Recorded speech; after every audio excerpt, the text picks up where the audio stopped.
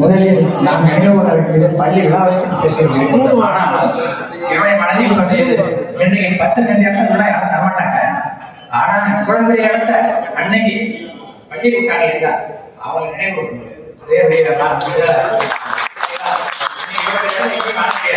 அன்னைக்கு ஏழு கொடுத்ததுனால இப்படி வெளியே விடுறாங்க.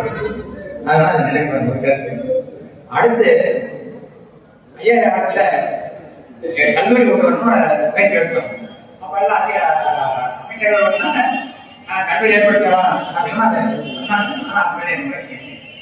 ஆனா சுற்றுவட்டத்துல ஏகப்பட்ட கிராமம் இருக்கு, அவசியம் கல்லூரிக்கு ஏற்பாடு பண்ணுங்க.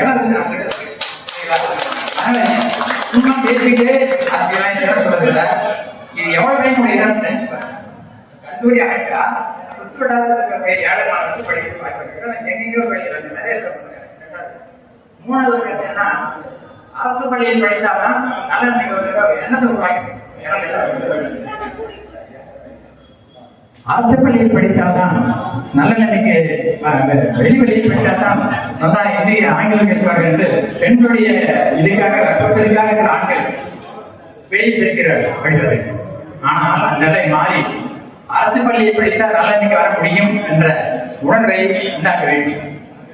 வீண் விரைவில்லை, பொருட்செலவு இல்லாமல் நன்றாக படிப்பதற்கு ஒரு வாய்ப்பை கொடுக்க வேண்டும். இதெல்லாம் மனதில் கொண்டு நீங்கள் அனைவரும் ஒத்துழைக்க வேண்டும்.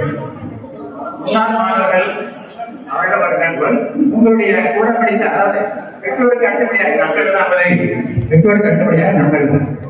அந்த நண்பர்களை உங்கள் உற்ற துணையாக கொண்டு மேல இருப்பவர்கள் கீழே இருப்பவர்கள் கை கொடுத்து மேலே தூக்கிவிட வேண்டும்.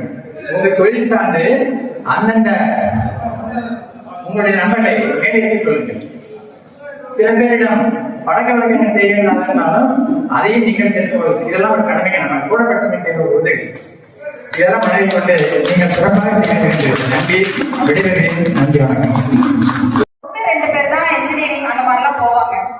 லாஸ்ட் இயர்லாம் பாத்தீங்கன்னா 20 ஸ்டூடெண்ட்ஸ் மேல இன்ஜினியரிங் போயிருக்கான். ஒரு பையன் கூட படிக்காம இல்ல, எல்லாருமே ஹையர் ஸ்டடிஸ் போயிருக்கான். டிப்ளமோ, ஐடிஐ, பிஎஸ்சி, பிஏ, லா போயிருக்கான். பாத்தீங்கன்னா கவர்மெண்ட் காலேஜ்ல, லா காலேஜ்ல தேனியில படிக்கிறான். இந்த அளவுக்கு நம்ம ஸ்டூடெண்ட்ஸ் எல்லாம் இருக்காங்க. முன்னாள் மாணவர்கள் சிகரங்கள் தொட்டவங்க இருக்கீங்க, எத்தனையோ துறையில சிறப்பா செயல்பட்டு இருக்கீங்க. அவங்களுக்கு நம்ம அரசு பள்ளி மாணவர்களுக்கு நீங்க எல்லாம் வழிகாட்டி அவங்கள ஒரு உயரத்துக்கு தூக்கி விடணும் அப்படிங்கறது என்னோட வேண்டுகோள்.